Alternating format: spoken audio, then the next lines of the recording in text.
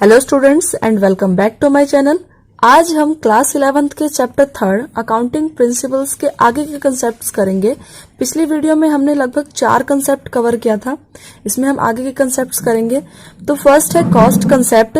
Cost concept जिसे हम historical concept के नाम से भी जानते हैं।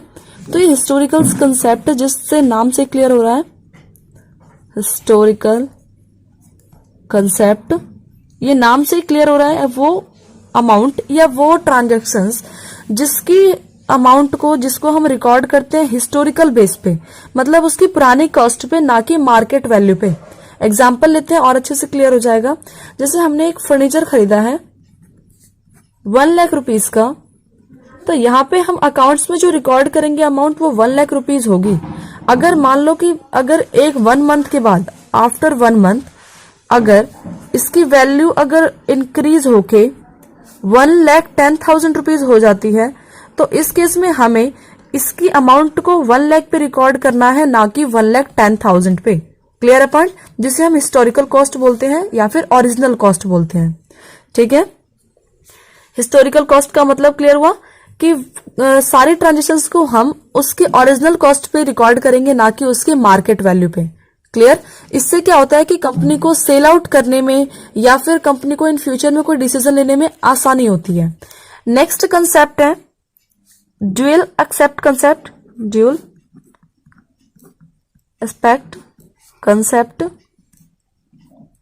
ड्यूअल एस्पेक्ट कंसेप्ट का मतलब होता है कि ऐसी ट्रांजेक्शन्स जो 2 साइड इफेक्ट डालती है। कंपनी के अंदर सारे ट्रांजेक्शन्स को रिकॉर्ड किया जाता है जो कि किसी बैंक से कंपनी ने लोन लिया। ठीक है, अगर 1 लाख रुपीज का हमने लोन लिया तो हमारे पास एक तरफ से तो हमारे पास पैसे आ रहे हैं 1 lakh rupees, 1 lakh rupees cash के तौर पे हमारे पास आ रहे हैं, और दूसरी तरफ हमारी लायबिलिटी क्रिएट हो रही है कि हमें वो पैसे वापस करने पड़ेंगे, उस पे इंटरेस्ट देना पड़ेगा। किस पे? 1 लाख रुपीज पे। ठीक है, 1 lakh rupees loan from bank, हमने बैंक से लोन लिया और इस केस में हमारे पास पैसे भी आ रहे हैं और हमारी लायबिलिटी भी क्रिएट हो रही है, जिसे हम बोलते हैं ड्यूअल एस्पेक्ट कंसेप्ट। मतलब कि ट्रांजैक्शंस जो 2 साइड इफेक्ट डालती है, एक तरफ तो पैसा आ रहा है और दूसरी तरफ हमारी लायबिलिटी क्रिएट हो रही है। क्लियर। इसका फॉर्मूला है हमारे पास असेट्स जो बराबर होती है लायबिलिटी प्लस कैपिटल की, लायबिलिटी प्लस कैपिटल के। ड्यूअल एस्पेक्ट कंसेप्ट के कारण ही हमारे जो बैलेंस शीट है उसका असेट साइड और लायबिलिटी साइड दोनों इक्वल आता है। क्लियर। नेक्स्ट कंसेप्ट है रिवेन्यू रिकॉग्नाइजेशन। रिवेन्यू रिकॉग्नाइजेशन और रियलाइजेशन कंसेप्ट, मतलब इसे हम रिवेन्यू रिकॉग्नाइजेशन के नाम से भी पढ़ते हैं और रियलाइजेशन के नाम से भी समझते हैं। तो इसका मतलब क्या है? इस कंसेप्ट के अकॉर्डिंग ट्रांजेक्शन्स को उस समय रिकॉर्ड करते हैं जब हम उसको सेल आउट कर रहे हैं। सेल आउट करने का मतलब है कि जब किसी भी गुड्स का जो ऑनरशिप है वो सेलर से परचेजर के पास ट्रांसफर हो जाता है, तो हम उसको अकाउंट्स में रिकॉर्ड करते हैं। क्लियर। एग्जाम्पल, जैसे कि कंपनी ने एक्स को गुड्स सेल किया, sold goods to X. Company ने एक्स को गुड सेल किया 10,000 रुपीज का। 1 जनवरी को कंपनी ने ओनली ऑर्डर लिया है। ठीक है, 1 जनवरी को कंपनी ने ओनली ऑर्डर लिया, लेकिन कंपनी ने वो गुड्स एक्स को ट्रांसफर किया, मतलब कंपनी ने वो गुड्स एक्स को सेल किया जनवरी 15 को। क्लियर। कंपनी को एक्स से मनी रिसीव हुई 20 जनवरी को, वही 10,000 रुपीज। क्लियर है। लेकिन यहां पे कंपनी के लिए रिवेन्यू कंपनी के लिए मानी जाएगी 15 जनवरी को। क्यों? क्योंकि कंपनी ने जो गुड्स का ऑनरशिप था वो ट्रांसफर किया 15 जनवरी को एक्स को। क्लियर।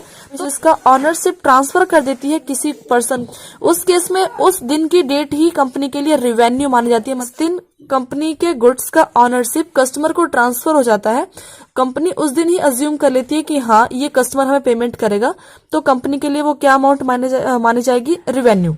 जिस दिन कंपनी ने ऑनरशिप ट्रांसफर किया उसके बाद वो पर्सन जो है वो लाइबल हो जाएगा पेमेंट करने के लिए। क्लियर है। नेक्स्ट कंसेप्ट है मैचिंग कंसेप्ट।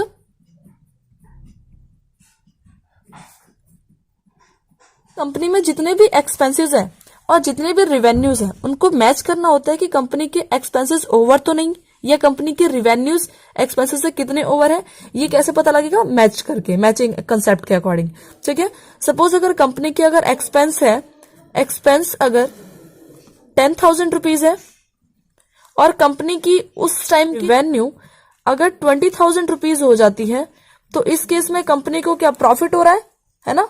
तो कंपनी को ये जो प्रॉफिट हो रही है अमाउंट 10,000 रुपीज को, इसको निकालने के लिए कंपनी क्या करती है, मैचिंग कंसेप्ट का यूज करती है। नेक्स्ट कंसेप्ट है accrual concept. Accrual concept, accrual concept का मतलब है ये जो आपका कैश कंसेप्ट पढ़ते हैं कि कैश वाले ट्रांजेक्शंस को रिकॉर्ड करेंगे, कैश ट्रांजेक्शन से ज्यादा इंपॉर्टेंस दी जाती है इसको एक्रूल कंसेप्ट को। क्यों? क्योंकि एक्रूल कंसेप्ट के अंदर वो सारी ट्रांजेक्शंस रिकॉर्ड की जाती है जो गुड्स और सर्विसेज को सेल आउट करते वक्त खर्चे होंगे, चाहे वो एक्सपेंसेस कैश में हो या कैश में ना हो। क्लियर है पॉइंट। सपोज अगर कस्टमर को 10,000 रुपीज का गुड सेल किया गया, 10,000 रुपीज का अगर गुड्स हम सेल कर रहे हैं, ठीक है, और हमने अगर उस पे 100 रुपीज का कैरेज दिया, तो उस केस में हम अगर ये 100 रुपीज इस अकाउंट्स में, क्लियर है पॉइंट, इस कंसेप्ट को कंपनी में कैश कंसेप्ट से ज्यादा इंपॉर्टेंस दी जाती है। नेक्स्ट कंसेप्ट है ऑब्जेक्टिविटी कंसेप्ट। ऑब्जेक्टिविटी,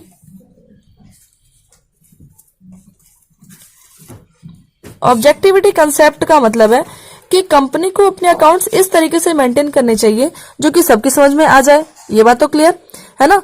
कंपनी के अंदर जो अकाउंट्स मेंटेन होते हैं या जो ट्रांजेक्शंस रिकॉर्ड किए जाते हैं उसकी सारे कॉपीज होनी चाहिए, मतलब कि सारा प्रूफ होना चाहिए कि कंपनी ने ये ट्रांजेक्शंस किस बिहाफ पे रिकॉर्ड किया, कोई फ्रॉड तो नहीं है। क्लियर। तो ऑब्जेक्टिविटी कंसेप्ट का मतलब है कि कंपनी जो भी ट्रांजेक्शंस रिकॉर्ड करेगी अपने अकाउंट में, उसके लिए पहले प्रूफ होना चाहिए, जैसे कि वाउचर हो गया या फिर कोई बिल हो गया, कोई रिसिप्ट, कुछ भी। जैसे कि अगर कंपनी ने किसी से गुड्स परचेज किया और उस टाइम पे अगर कोई कैश की पेमेंट की, तो कैश रिसिप्ट तो होगी कंपनी के पास, उसका प्रूफ भी कंपनी को अपने पास में रखना चाहिए। इस वीडियो में कवर करेंगे कन्वेंशंस। ये कन्वेंशंस आपके इस चैप्टर का लास्ट टॉपिक है। सो आई होप आपको ये सारे कंसेप्ट क्लियर हो गए होंगे। अगर आपको ये वीडियो हेल्पफुल लगी हो तो please like, share and subscribe करना ना भूलें।